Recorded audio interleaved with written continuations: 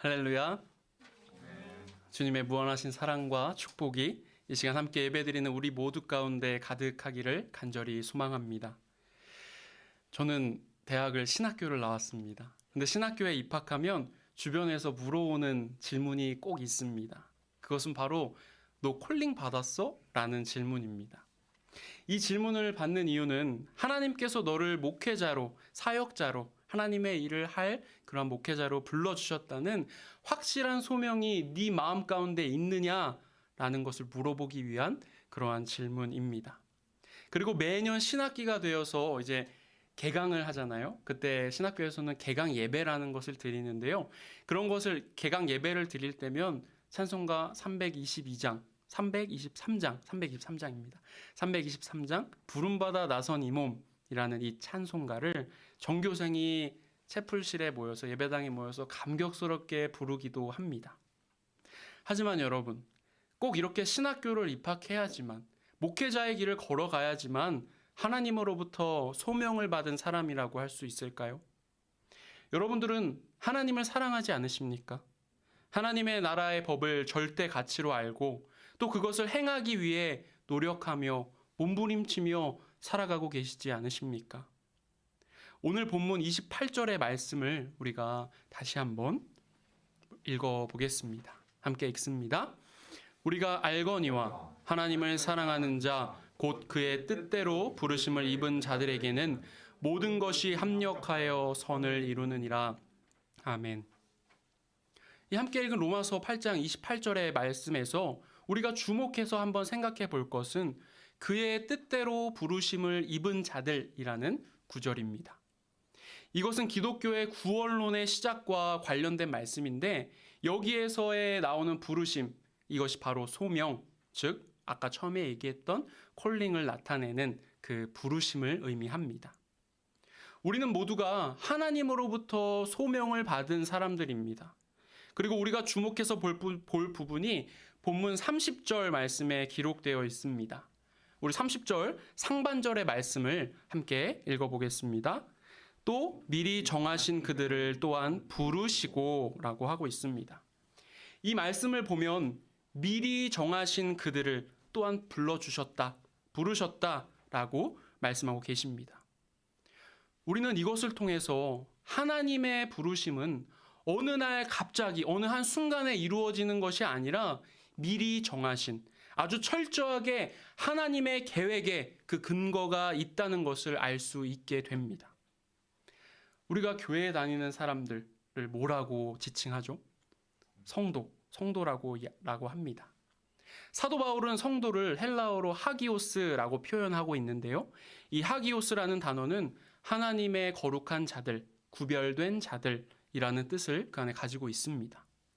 즉 성도란 예수 그리스도를 믿고 세상과 구별되어 거룩한 하나님의 자녀로 부름받은 사람들을 뜻합니다. 그렇기 때문에 우리 모두는 하나님 안에서 성도라고 불려지고 있는 것입니다. 그런데 우리가 성도라고 하나님의 구원의 은혜를 입은 사람들이라고 하는데 나 스스로 그렇게 된 사람이 있습니까? 그렇지 않습니다. 우리가 성도가 된 것은 하나님께서 미리 예정하시고 또 나를 불러주셨기 때문입니다. 그래서 우리는 구원받은 자녀로 이 땅 가운데 살아갈 수 있게 되는 것이고 땅의 것을 소망하지 아니하고 하나님의 나라, 천국을 소망하며 살아갈 수 있는 것입니다. 그런데 저는 어린 시절에 이런 생각을 해본 적이 있습니다. 하나님께서 이 땅의 모든 사람들을 사랑하셔서 구원해 주셨다고 하는데 기왕이면 그렇다면 태어날 때부터 어떤 표식을 이렇게 몸에 보이는 이렇게 표식을 해주셨으면 알아보기 쉽게 그런 표시를 좀 해주셨으면 하나님이 날 진짜로 이미 불러주셨구나. 내가 그런 하나님의 자녀로서의 그런 존재구나. 라는 것을 잘 알 수 있을 텐데, 잊지 않고 살아갈 수 있을 텐데, 그런 거룩한 성도로 살아갈 수 있을 텐데, 라는 그런 생각입니다. 참 어리석고 유치한 생각이죠. 그런데 제가 점점 나이를 먹어가고 크면서 성경을 읽다 보니까 하나님의 뜻대로 부르심을 입은 자들을 알 수 있는 방법이 성경에 기록되어 있었습니다. 바로 오늘 본문 28절의 말씀인데요. 제가 한번 다시 읽어볼게요. 우리가 알거니와 하나님을 사랑하는 자, 곧 그의 뜻대로 부르심을 입은 자들에게는 모든 것이 합력하여 선을 이루느니라. 사도 바울은요, 하나님을 사랑하는 자, 그것이 바로 하나님의 뜻대로 부르심을 입은 자라고 증언하고 있습니다. 그리고 이어지는 말씀, 그의 뜻대로 부르심을 입은 자들, 즉 성도들에게 하나님께서는 모든 것을 합력하여 선을 이루게 하신다라고 하고 있습니다. 이 말씀이 우리 성도된 우리들에게 얼마나 힘이 되고 용기가 되는 그러한 말씀입니까? 사랑하는 여러분, 하나님을 진정으로 우리 마음 가운데 사랑함으로 하나님의 뜻을 따라 부르심을 입은 자들로 이 땅 가운데 살아갈 수 있게 되기를 간절히 소원합니다. 그리고 하나님의 그 부르심을 받았음에 감사하며 하나님을 더욱더 사모하고 하나님의 말씀에 순종하며 살아갈 수 있기를 소망합니다. 그렇다면 구체적으로 하나님은 우리에게 무엇을 어떻게 합력하여 선을 이루게 하실까요? 첫째로 성도의 충성에 대해서 선을 이루어 가십니다. 사도 바울은 고린도 후서 9장 10절 말씀을 통해서 이렇게 증언하고 있습니다. 고린도 후서 9장 10절의 말씀을 같이 한번 읽어보겠습니다. 심는 자에게 씨와 먹을 양식을 주시는 이가 너희 심을 것을 주사 풍성하게 하시고 너희 의의 열매를 더하게 하시리니. 아멘. 성도가 하나님과 교회를 위해 헌신하고 또 충성하면 하나님은 그들을 더욱 충성할 수 있도록 그들을 더욱더 풍성한 것들로 채워주신다는 것입니다. 성도가 하나님과 교회를 위해 헌신한 모든 것들은 결코 헛된 것이 하나도 없습니다. 그리고 더 큰 상급이 우리 앞에 기다리고 있음을 믿고 따르며 살아갈 수 있게 되기를 간절히 소망합니다. 둘째로 하나님은 우리들의 연약함까지도 유익이 되도록 하십니다. 이 땅에 살아가는 모든 사람들 죄를 짓기 마련입니다.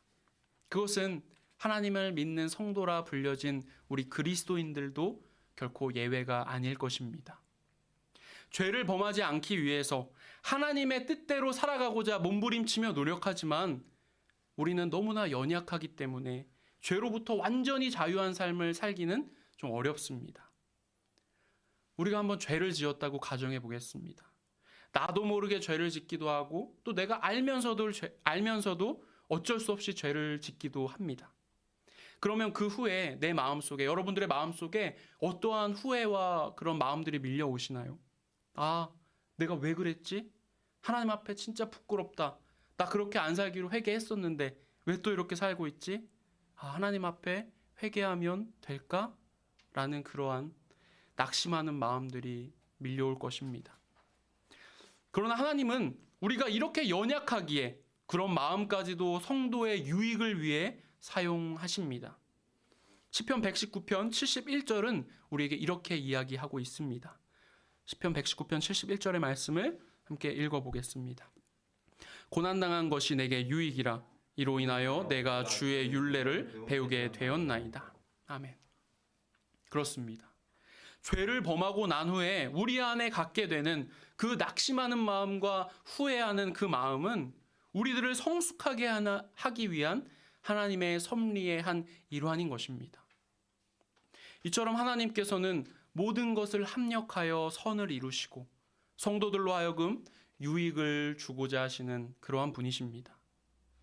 여러분, 우리는 하나님을 사모함으로, 하나님을 사랑함으로 성도라 불려질 수 있습니다. 그리고 우리는 그런 성도이기에 하나님께 성공적인 신앙의 삶을 보장받은 이미 택함 받은 그러한 사람들입니다. 그렇기 때문에 우리가 교회와 또 내 주변을 돌아보고 헌신할 수 있는 그러한 선한 마음이 우리 안에 있는 것입니다.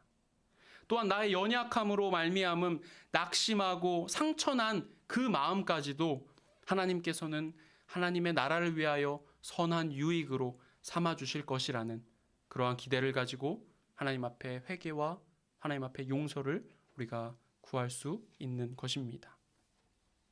우리 모두가 전능하신 하나님의 사랑과 또 자비하심을 따라 이 땅 가운데 하나님의 자녀로 살아갈 수 있게 되기를 소망합니다. 그리고 이어지는 29절의 말씀인데 제가 한번 읽어볼게요. 하나님이 미리 아신 자들을 또한 그 아들의 형상을 본받게 하기 위하여 미리 정하셨으니 이는 그로 많은 형제 중에서 맏아들이 되게 하려 하심이니라. 아멘. 바울은 이 29절 말씀을 통하여 성도의 구원이 전적으로 하나님의 주권 안에 있음을 이야기하고 있습니다. 우리 한번 지금 이 시간 우리가 은혜 받았던 하나님을 만났던 그 체험, 그 시간을 한번 떠올려 보시기 바랍니다. 그 하나님을 만났던 하나님의 은혜를 입었던 그 체험을 떠올려 보면 그것이 하나님으로부터 온 것이라는 사실을 우리는 더욱더 확실하게 알 수 있게 됩니다. 예수님께서는 우리들의 죄 때문에 이 땅 가운데 오셨고 십자가에 달리심으로 우리들의 죄를 대속해 주셨습니다. 그리고 예수님께서는 부활 승천하셨습니다. 그런데 우리가 이 예수님의 구원 사역에 조금이라도 개입한 사실이 있습니까? 우리가 그런 일이 일어나게 하게끔 한 것은 아무것도 없었습니다. 모두가 하나님의 계획이셨고 하나님이 하신 일이십니다. 또한 우리는 복음의 놀라운 진리를 듣고 깨달으며 살아갑니다. 그런데 이 복음이라는 이 기쁜 소식이 어느 철학자가, 어느 과학자가 만든 그러한 진리가 아닙니다. 우리는 하나님께서 말씀하고 보여주신 그 진리와 사랑을 말씀을 통하여 듣고 또 믿고 살아갈 뿐입니다. 우리들의 삶을 돌아볼 때, 우리들의 신앙을 되돌아볼 때 그 결론은 언제나 항상 내가 한 것은 아무것도 없다. 모든 것이 하나님으로부터 받은 은혜이다. 라는 결론에 이르게 됩니다.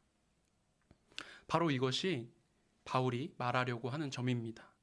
즉 바울은 하나님이 태초부터 이미 우리를 구원하시기 위해서 계획하셨고 우리를 구원해 주셨고 또한 그의 성도로 불러주셨음을 계속해서 이야기하고 있는 것입니다. 그렇기 때문에 우리는 그 믿음을 지키며 주님께 감사하는 마음을 가지고 살아가야 하는 것입니다. 그렇다면 택함받은 사람은 택함을 받았다는 이유로 그냥 그 이유 하나만을 가지고 이 세상을 마음대로 살아가도 될까요? 그렇지 않겠죠? 하나님께 택함받은 사람이지만 우리는 곧 그리스도를 닮아가야만 하는 그러한 사람들입니다. 29절 말씀을 다시 한번 보면 하나님이 미리 하신 자들을 또한 그 아들의 형상을 본받게 하기 위하여 미리 정하셨으니 이는 그로 많은 형제 중에서 맏아들이 되게 하려 하심이니라 라고 이야기하고 있습니다. 제가 아까 앞서서 제가 어린 시절에 어리석은 생각을 했다 했죠. 구원받은 성도로 불러주셨으면 어떤 표시를 좀 해주셨으면 좋았을 거란 이야기를 했었습니다. 그렇습니다. 구원받았다는 표시는 그 누구도 겉으로 가지고 있지 않습니다. 하지만 구원받은 성도라면 표시는 없더라도 분명하게 드러나는 것이 있습니다. 그것이 바로 그가 그리스도의 삶을, 그리스도의 모습을 닮아가는 삶을 살아가고 있다라는 그러한 증거입니다. 우리 예수 그리스도께서 보여주신 이 땅의 공생의 기간 동안 보여주신 삶이 어떤 삶이었습니까? 하나님을 진심으로 사랑하고 내 이웃을 내 몸과 같이 사랑했던 그러한 삶이었습니다. 구원받은 성도라면 그리스도가 나타내셨던 그 향기를, 사랑의 향기를 풍기는 삶을 살아가야 합니다. 어제보다는 오늘이, 올해보다는 내년이 우리 안에서 그리스도의 향기가 아름답게 풍겨나갈 수 있게 되기를 소망합니다. 그리고 이어지는 30절의 말씀을 읽어봅니다. 함께 읽습니다. 또 미리 정하신 그들을 또한 부르시고 부르신 그들을 또한 의롭다 하시고 의롭다 하신 그들을 또한 영화롭게 하셨느니라. 아멘.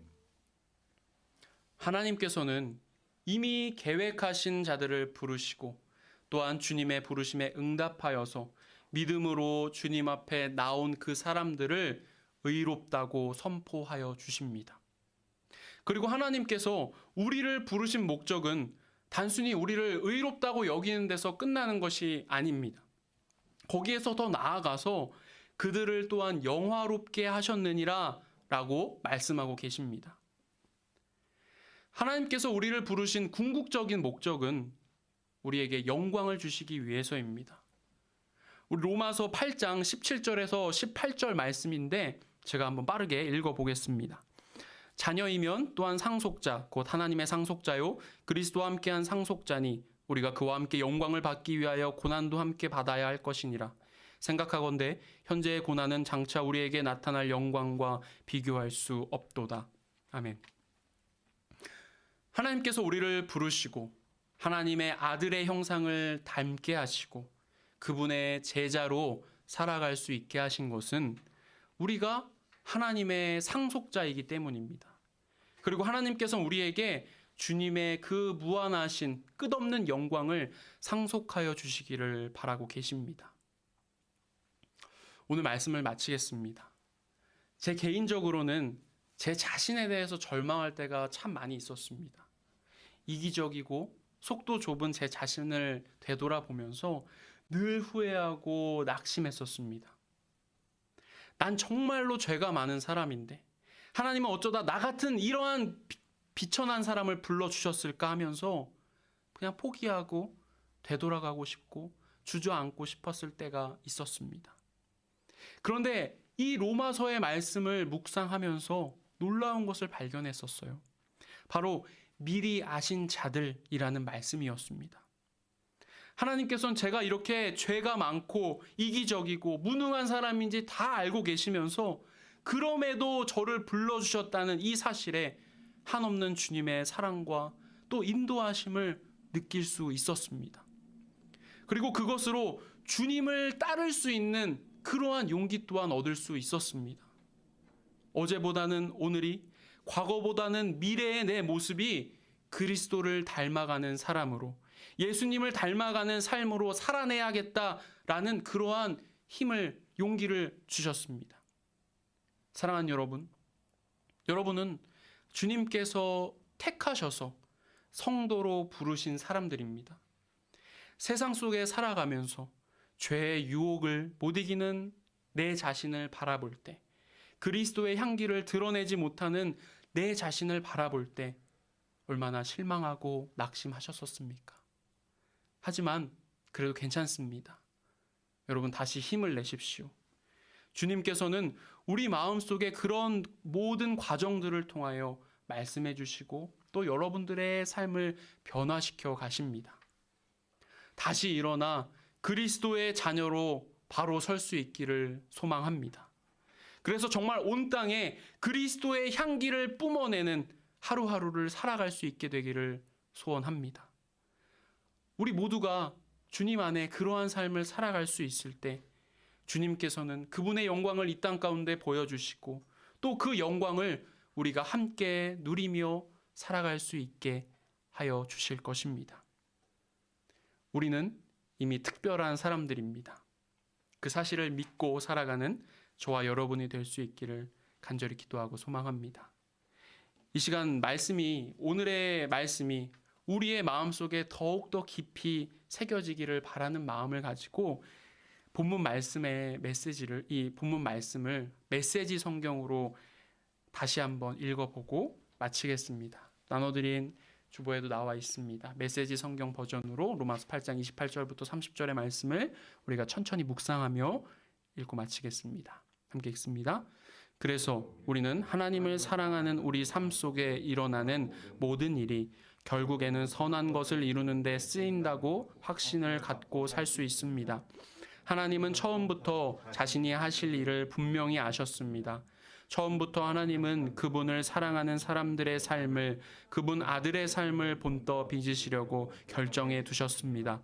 그분의 아들은 그분께서 회복시키신 인류의 맨 앞줄에 서 계십니다. 그분을 바라볼 때 우리는 우리 삶이 어떤 모습이었는지 깨닫게 됩니다.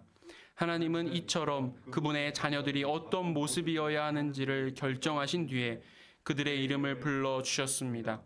이름을 부르신 뒤에는 그들을 그분 앞에 굳게 세워주셨습니다. 또한 그들을 그렇게 굳게 세워주신 뒤에는 그들과 끝까지 함께 하시며 그분이 시작하신 일을 영광스럽게 완성시켜 주셨습니다. 아멘.